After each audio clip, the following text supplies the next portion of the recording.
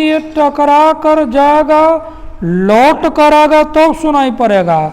मतलब जैसे एक बहुत बड़ा पहाड़ है और उससे कुछ दूरी पर सपोज कीजिए कोई हॉर्न बजाए या कुछ भी बजाए, तो एक साउंड तो बजा वो डायरेक्ट आ गया, दूसरा उस पहाड़ से जाकर टकराएगा और टकरा कर फिर वापस आएगा, तो उसको कहते हैं इक्को साउंड। तो दो साउंड सुनाई पड़ा, एक डायरेक्टली और दूसरा रिफ्लेक्शन के बाद। इस दोनों में अंतर कितना का होगा, कितना टाइम का? तो मान लीजिए यहाँ से यहाँ तक का दूरी है x, तो x दूरी गया फिर x दूरी वापस आया, मतलब साउंड कुल मिलाकर 2x दूरी तय किया। अब मान लीजिए साउंड का स्पीड v है, तो कितना समय के बाद ये साउंड टकरा कर वापस आएगा? तो समय बराबर दूरी बटा चाल, डिस्टेंस बाई स्पीड, मतलब 2x बाई v। इतना समय के बाद दूसरा साउंड सुनाई पड़ेगा। एक साउंड तो डायरेक्ट सुनाई पड़ गया और दूसरा साउंड इतना समय के बाद सुनाई पड़ेगा। लेकिन पढ़िएगा बायोलॉजी में कि कोई भी साउंड सिग्नल जो कान में आता है उसका सेंसेशन 1/10 सेकेंड तक रहता है। तो 1/10 सेकेंड के बाद दूसरा आएगा तभी दोनों अलग अलग सुनाई पड़ेगा, और नहीं तो 1/10 सेकेंड के अंदर ही आ गया तब तो दोनों साउंड मिक्स हो गया, एक साथ सुनाई पड़ा।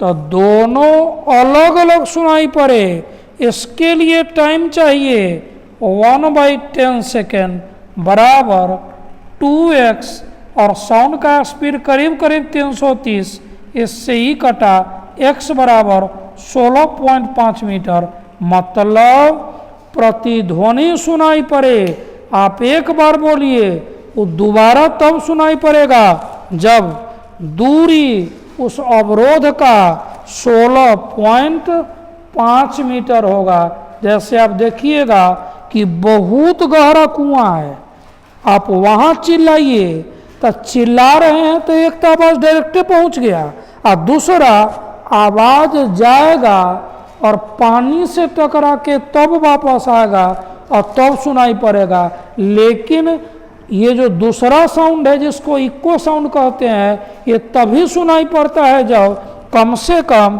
कितना गहरा कुआं हो, 16.5 मीटर, कितना बड़ा हॉल हो, 16.5 मीटर, तभी इक्को साउंड क्लियरली सुनाई पड़ेगा। अदरवाइज दोनों साउंड ओवरलैप कर जाता है, डिस्टिंक्ट नहीं हो पाता है, क्योंकि एक साउंड सिग्नल ब्रेन में 1/10 सेकेंड तक परसिस्ट करता है, 1/10 सेकेंड तक उसके सुनने का सेंसेशन रहता है, 1/10 सेकेंड के बाद ही वो सेंसेशन खत्म होता है।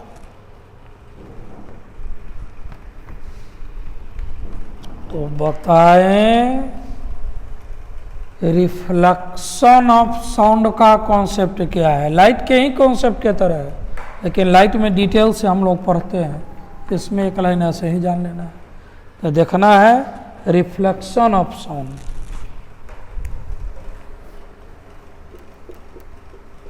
रिफ्लेक्शन ऑफ साउंड,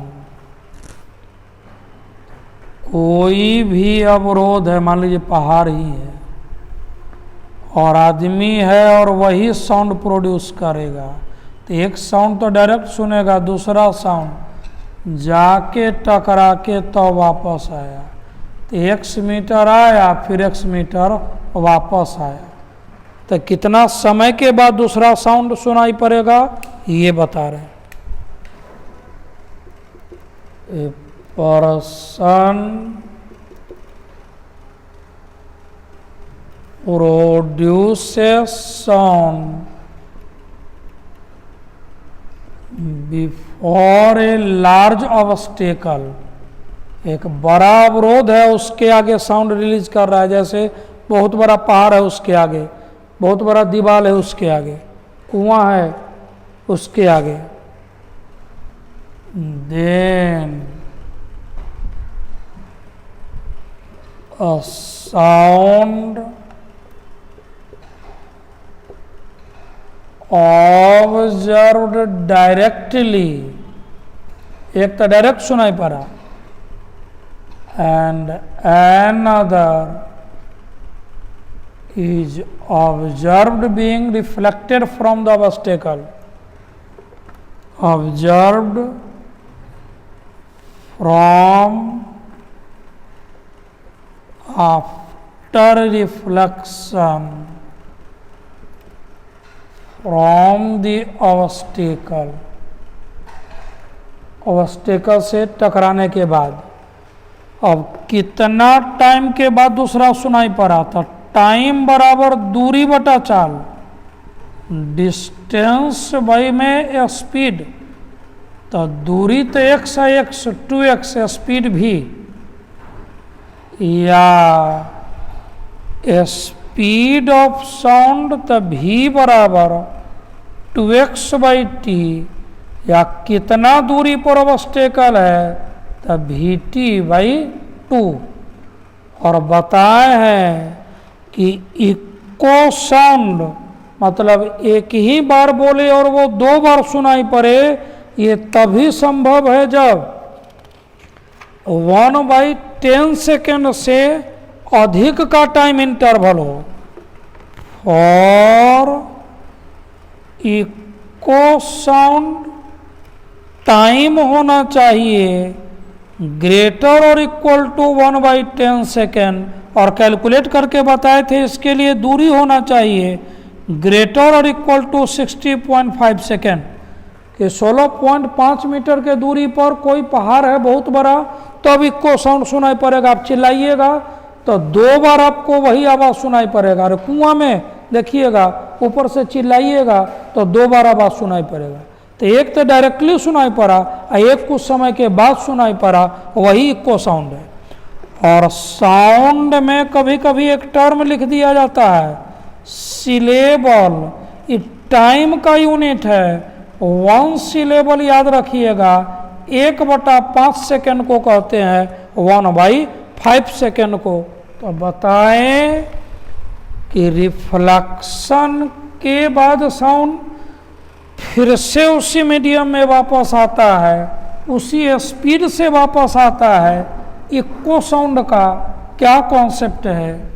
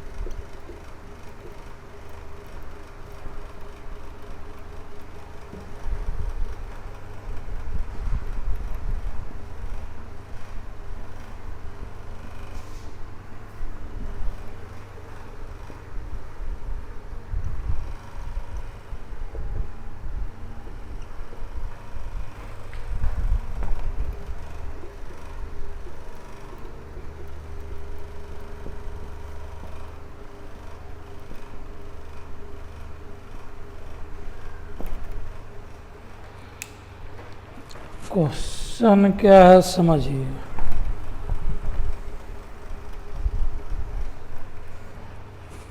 एक आदमी दोनों और 2 पहाड़ है पैरेलल, और कहीं आदमी खड़ा है, ये हॉर्न ब्लोन किया, एक आवाज सुनाई पड़ा 2 सेकंड के बाद, और दूसरा आवाज सुनाई पड़ा 3 सेकंड के बाद। कह रहा दोनों के बीच का दूरी क्या है? तो ये कितना दूरी पर है ये निकाल लेंगे, फिर यहाँ से यहाँ कितना दूरी है ये निकाल लेंगे और दोनों को जोड़ देंगे, वही हो जाएगा टोटल दूरी। और अभी बताए थे t बराबर 2x/v, मतलब x बराबर vt/2। तो आप जानते हैं x1 बराबर इधर कितना दूरी पर एक पहाड़ है, तो t बराबर t1 प्लस t2।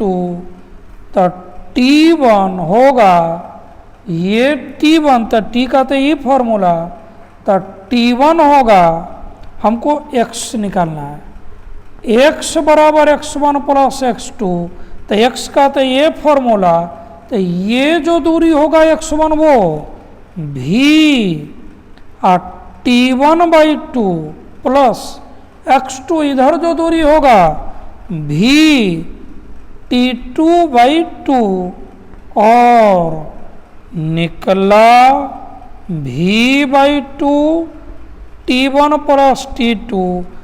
यदि क्वेश्चन में साउंड का स्पीड नहीं दिया हुआ रहे, वैसे लिखा रहता है, नहीं दिया रहे तो 330 मान के चलिए, बाई में 2 और t1 2 प्लस 3 कैलकुलेट कर लेना है कि दोनों पहाड़ के बीच कितना डिस्टेंस है।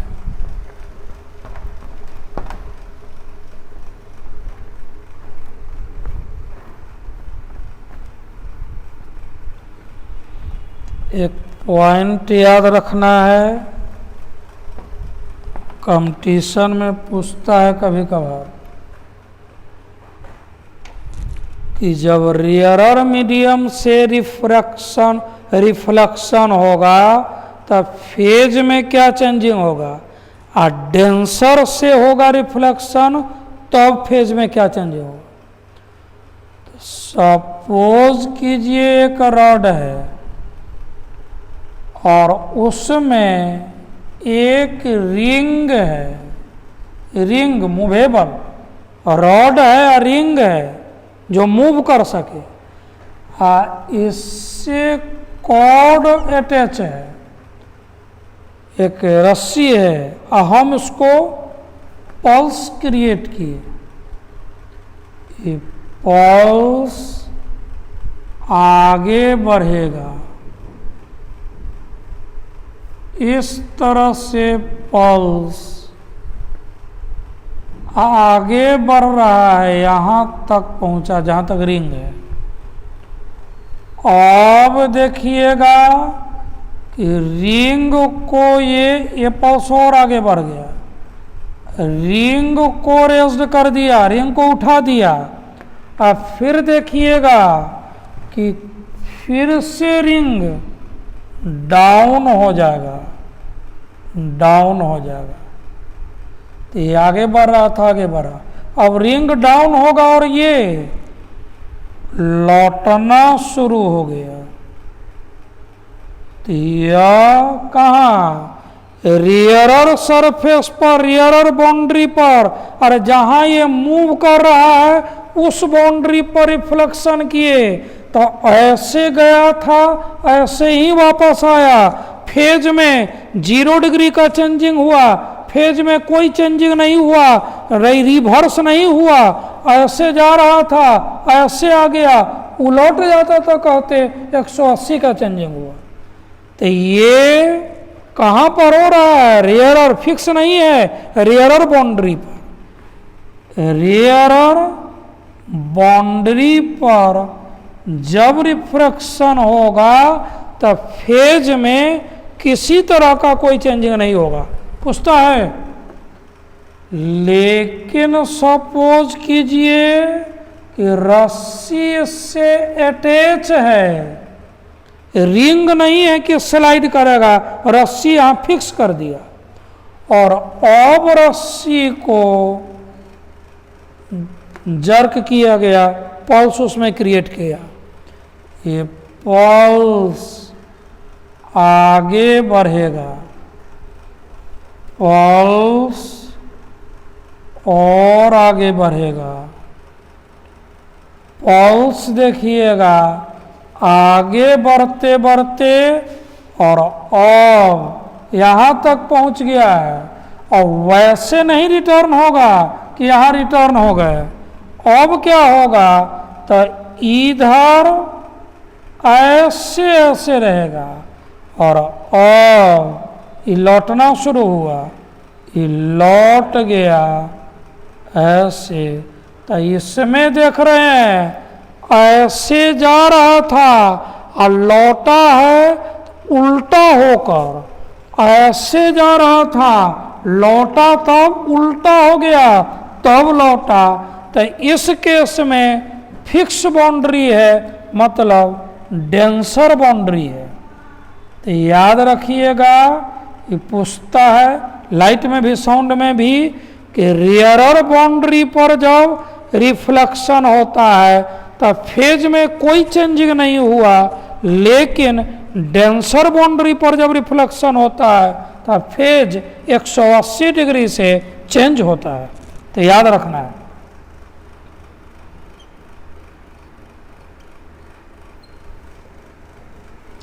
In case of reflection from rear boundary,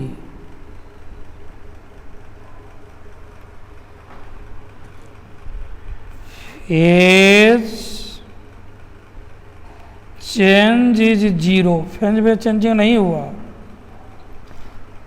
phase same रहेगा, लेकिन रियरर बाउंड्री पर तब। But if reflection occurs from denser boundary, phase reversed हो गया, phase is changed by 180 degree, changed by 180 degree pi radian. याद रखना है, पूछता है कि जब रियरर बाउंड्री पर रिफ्लेक्शन होगा तब फेज में कोई चेंजिंग नहीं हुआ, ऐसे आया ऐसे वापस हुआ, लेकिन डेंसर पर फिक्स सरफेस पर तब ऐसे आया और उल्टा होकर वापस हुआ। तो यहाँ 180 डिग्री का चेंजिंग हुआ, यहाँ किसी तरह का कोई चेंजिंग नहीं हुआ। पढ़े हैं साउंड का स्पीड, बता दिए हैं साउंड का इंटेंसिटी क्या होता है, साउंड लेवल क्या होता है। पढ़े हैं हम लोग रिफ्लेक्शन ऑफ साउंड क्या है, रिफ्रैक्शन ऑफ साउंड क्या है, और अब पढ़ना है सुपरपोजिशन ऑफ वेव। मतलब दो या दो से अधिक वेव मिलेगा तब क्या होगा, दो या दो से अधिक वेव के मिक्सिंग को, मिलने के प्रोसेस को हम लोग सुपरपोजिशन कहते हैं। और जब दो वेव मिलता है तो एक दूसरे को बिना मॉडिफाइड किए हुए क्रॉस कर जाता है, कोई चेंजिंग नहीं होता है, बिना मॉडिफाइड किए हुए चेंज ये क्रॉस कर जाता है। जैसे एक नहीं वेव रहे तब जैसे वेव चलता, दूसरा वेव रहता भी है तब भी वो वैसे ही चलता है। Without being modified one wave crosses another wave during superposition of wave. तो देखना है सुपरपोजिशन, और सुपरपोजिशन का मतलब बता दिए कि वेव का इंटरमिक्सिंग। तो इंटरमिक्सिंग अलग अलग तरीका से होता है, उसी आधार पर अलग अलग नाम है, interference, standing wave, stationary wave, सब देख रहे हैं एक एक करके। तो सबसे पहले जान लेना है कि basic superposition of wave. Super position of wave का मतलब बता दिए कि दो या दो से अधिक वेव का एक पॉइंट पर मिलने को हम लोग सुपरपोजिशन कहते हैं। उस समय लगता है कि चेंज हो गया, लेकिन जस्ट थोड़ा देर के बाद दोनों वेव अपना अपना जैसे जो आइडेंटिटी था उसको मेंटेन करके रखता है और जैसे क्रॉस कर रहा था वैसे ही क्रॉस करता है। सपोज कीजिए एक वेव इधर से चल रहा है और एक वेव इधर से आ रहा है, इधर से इधर, इधर से उल्टा डायरेक्शन, ये ए और ये बी, और क्लोज आया,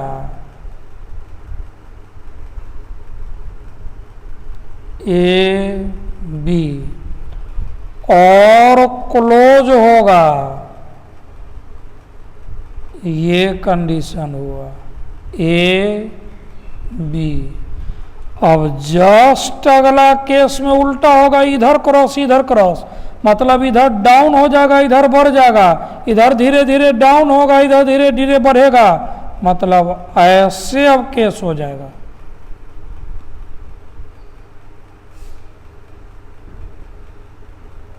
ऐसे तो ये ए अब इधर आ गया, बी अब इधर आ गया,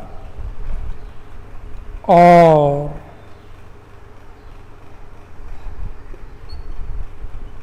देख रहे हैं ए इधर से इधर जा रहा है, वो वैसे ही अभी जा रहा है, अब बी इधर से इधर तो वैसे ही क्रॉस करके आगे बढ़ गया।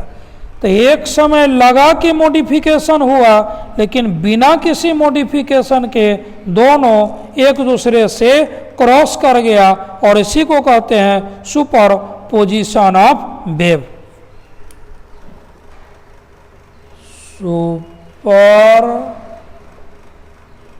Position of wave, super